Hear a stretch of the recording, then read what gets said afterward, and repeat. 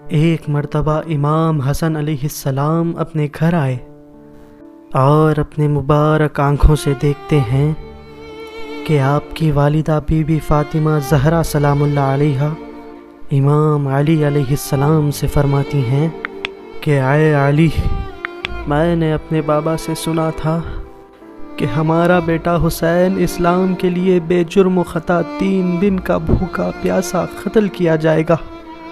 میرے بیٹے حسین کی لاش پر گھوڑے دوڑائے جائیں گے، یہاں تک کہ میرے لال کے دائیں فصلیاں بائیں طرف چلے جائیں گی اور بائیں فصلیاں دائیں طرف چلے جائیں گی۔ اس وقت علی نہ ہم ہوں گے نہ حسن ہوگا، میرا بیٹا حسین اکیلا شہید کیا جائے گا۔ بس یہ سننا تھا، امام حسن کی آنکھیں نم ہو گئیں۔ جب بھی آپ امام حسین علیہ السلام کو دیکھتے تھے سینے سے لگا کر گریا کرتے تھے اور بار بار دعا کرتے تھے کہ اے اللہ، مجھے ایسا بیٹا عطا کر جو کربلا میں میرے بھائی حسین کے قدموں میں قربان ہو جائے۔ وقت گزرتا گیا، زمانہ بیتتا گیا اور امام حسن کی دعا دربار خدا میں قبول ہوئی اور شہزادے قاسم کا ظہور ہو گیا۔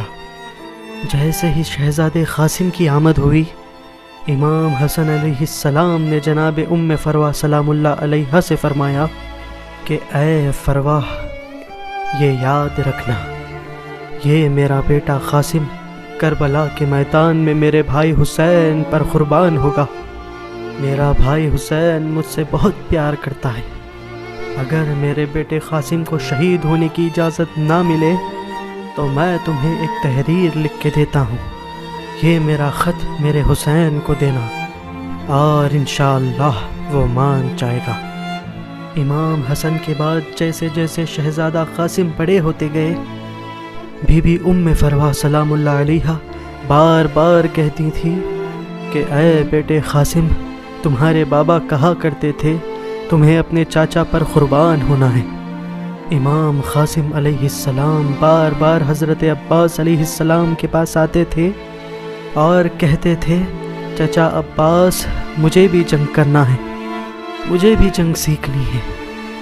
اور شہزادہ قاسم کم عمری میں ہی جنگ کے آداب سیکھ گئے تھے۔ زمانہ گزرا، وقت گزرا اور حالات بدل گئے، کرب و بلا کا وہ میدان آ گیا۔ ہر شہید اپنے اپنے جان کا نذرانہ امام حسین علیہ السلام کے قدموں پر پیش کر رہے ہیں۔ اتنے میں شہزادہ قاسم آتے ہیں اور کہتے ہیں چچا حسین، مجھے بھی آپ کے قدموں میں قربان ہونا ہے۔ امام نے فرمایا اے بیٹے قاسم، تم میرے بھائی کی نشانی ہو، مجھے حسن کی یاد آتی ہے تو میں تمہیں دیکھ لیتا ہوں اور میں تمہیں جنگ کی اجازت نہیں دوں گا۔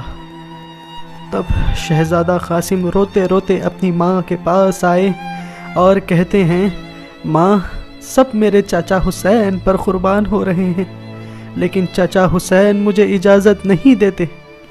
بی بی ام فروا سلام اللہ علیہا رونے لگیں اور کہا اے بیٹے قاسم، تمہارے گلے پہ جو تعویذ لگا ہے اس تعویذ کو کھولو۔ تمہارے بابا نے مجھے پہلے ہی کہہ دیا تھا کہ ایک وقت آئے گا جب قاسم کو اجازت نہیں ملے گی، اس وقت یہ تحریر میرے بھائی حسین کو دے دینا اور میری طرف سے قاسم کو میرے بھائی حسین پر قربان کر دینا۔ شہزادے قاسم وہ تحریر لے کر اپنے چاچا حسین کے پاس آئے۔ امام حسین علیہ السلام جیسے ہی اپنے بھائی حسن کی وہ تحریر پڑھی، اسے اپنی آنکھوں سے لگا کر زار و خطار رونے لگے اور اپنے بھتیجے قاسم کا سر چوم کر کہتے ہیں جاؤ قاسم، اللہ کے دین کے لیے قربان ہو جاؤ۔ 13 برس کا یہ حسن کا لال میدان میں جاتا ہے اور شام کے بڑے بڑے پہلوانوں کو فنار کر دیتا ہے۔ فوج یزید میں کوہرام بھرپا ہو جاتا ہے اور کہنے لگتے ہیں یہ علی کا پوتا ہے، اس سے مقابلہ کوئی نہیں کر سکتا، سب ایک ساتھ حملہ کرو۔ تب یزیدیوں نے تیر کی بارش کرنا شروع کر دی۔ جیسے ہی شہزادے قاسم گھوڑے سے زمین پر آ جاتے ہیں تو فوج یزید گھوڑے دوڑاتی ہے۔ میرے امام کے جسم پر ہزاروں گھوڑے دوڑائے جاتے ہیں۔ ایک ایک ٹکڑے سے چچا حسین، چچا عباس کی صدائیں گونجنے لگتی ہیں۔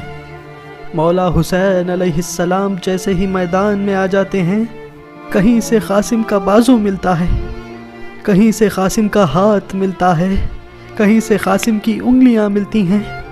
امام حسین علیہ السلام ان ٹکڑوں کو لے کر بی بی ام فروا سلام اللہ علیہا کے پاس آتے ہیں اور فرماتے ہیں کہ اے ام فروا، تمہارے لال کی قربانی اللہ نے اپنے دربار میں قبول کر لی۔ مسکراتے تیغ پہ روشن کیا رنگی چراغ، اکبر و قاسم تمہاری جان نثاری کو سلام۔